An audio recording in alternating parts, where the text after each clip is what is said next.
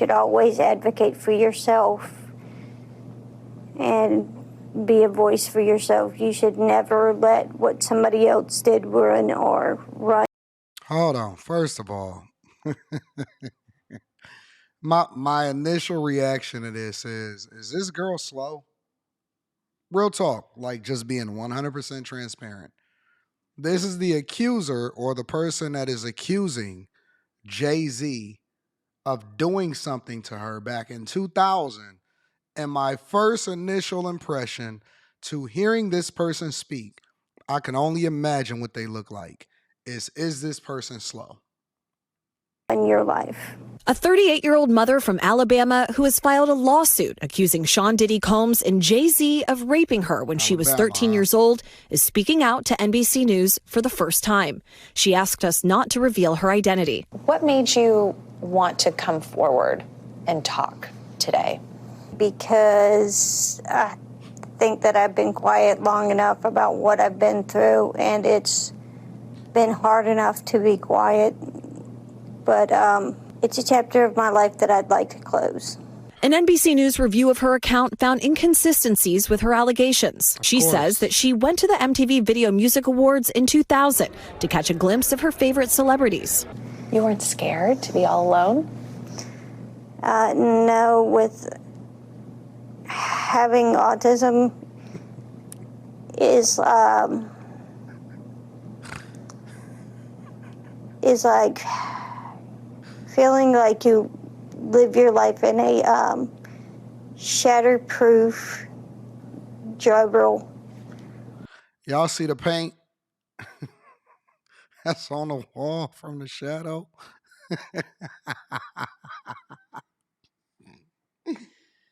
Oh man, do y'all see the paint that's on the wall? I'm trying to be sensitive to the situation, but I'm just absolutely appalled that people seriously argued me down, especially on Monday Night Show. And in the comments, I feel like I need to go back and do a comment read. People genuinely argued me down for saying that we need to see the person, hear from the person, see the evidence, let things play out, and then make a determination instead of going guilty until proven innocent in the court of public opinion. But people want people that are successful objectively, because I don't feel any type of way, good or bad, about Jay-Z. Doesn't mean anything to me. Never been a fan of Puff. Didn't mean anything to me. Does that mean that Puff was not a monster when it came to Cassie or, whatever from a business perspective? Doesn't mean it at all.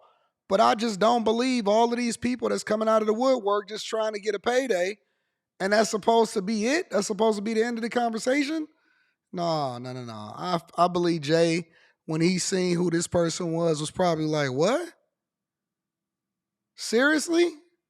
Look at the paint on the wall. Crazy, man. Ball. The world's on fire. The fire is inside the ball with you, but there's no way for you to get out. In addition to having autism, the woman says she suffered a head injury. The night of the 2000s VMAs, she says a friend drove her from Rochester, New York to Manhattan, a more than 5-hour drive. Her attorney provided NBC News with the name of the friend who has since died. The woman says she... This is silly. This is silly. The fact that we even get this type of person or these people visibility because y'all want to be fools and just believe everybody just because they said it, and we don't want to actually vet for the sources. This is how regular everyday people be in jail and prison and giving up all of their money and getting fired from their job. But these little feminist men want to join this Me Too movement just because. Get out of here, bro. She spoke to Combs' limo driver, who offered her a ride to an after party. I stumbled upon Diddy's driver, who told me that I was exactly what Diddy was looking for. What did you think when he said that to you? I thought it meant that I was just pretty. She went to a White House, she says, where she spoke to musicians Benji Madden and his brother. I'm talking to Benji Madden about his tattoo because, I have about his tattoo that's the Last Supper, because I have a religious background. So it was just something to talk about. In a statement to NBC News, a representative of the Maddens confirmed that they did not attend the 2000 VMAs and that they were on tour in the Midwest at the time. So is it possible that a lot of these people, because I want to give them the benefit of the doubt, I don't want to just throw them under the bus. Is it possible that people just really live in a delusion of their mind and they believe so fervently in the things that they make up or what they dreamed that they actually start to make a reality of it? Honest to God, that's my question as I go through this. At the after party, she says she had a drink that made her feel woozy. Then she says Combs and Carter took turns raping her while a female celebrity watched. JC comes in and rapes me.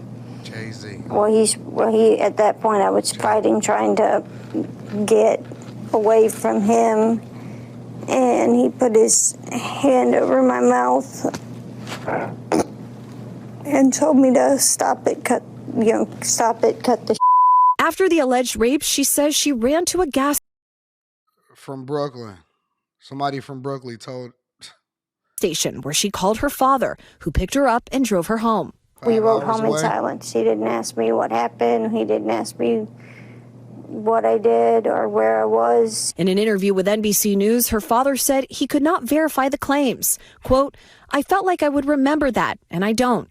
I have a lot going on, but I mean, that's something that would definitely stick in my mind," he said. When we asked the woman about the contradictions in a phone interview on Friday, she said that she stands by her statements. "I have made some mistakes," she said. "Honestly, what is the clearest is what happened to me."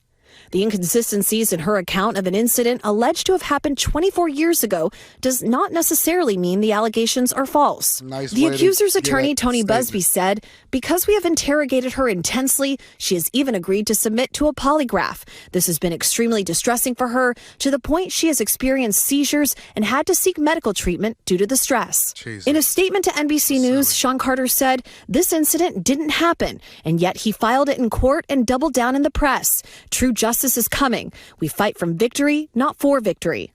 Is any part of you scared coming out against such powerful people? Yeah, I'm scared of Look at the paint. what could happen, but Jesus Christ. I'm more afraid of letting it eat me alive from the inside out than I am We of, got to get these people help. Got to get them being help. chastised by their fans. All right, Chloe Malas joining us now live. Chloe, we just heard a very strongly worded statement from Jay-Z. What else are you hearing from him and his team? Yes, so his attorney said that they're going to ask the court to, quote, dismiss this frivolous case. And also moments ago, we heard from Diddy's legal team, and I want to read you some of what they said. They said, quote, "This is the beginning of the end of this shameful money grab." And remember, he remains behind bars at Brooklyn's Metropolitan Detention Center. Yeah, man, we got to stop this, bro. Honest to God, we got to stop. We really do.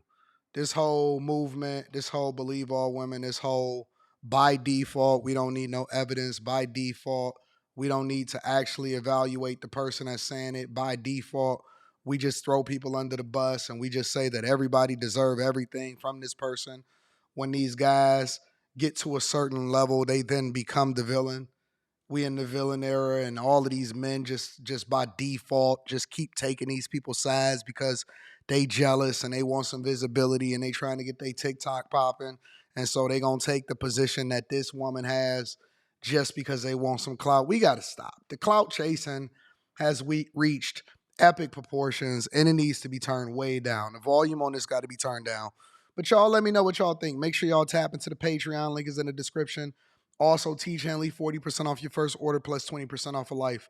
I'm going to leave it up to y'all in the comments. Look at the paint on the wall. Let me show you. Let me show you the paint. Give me a second. Yeah.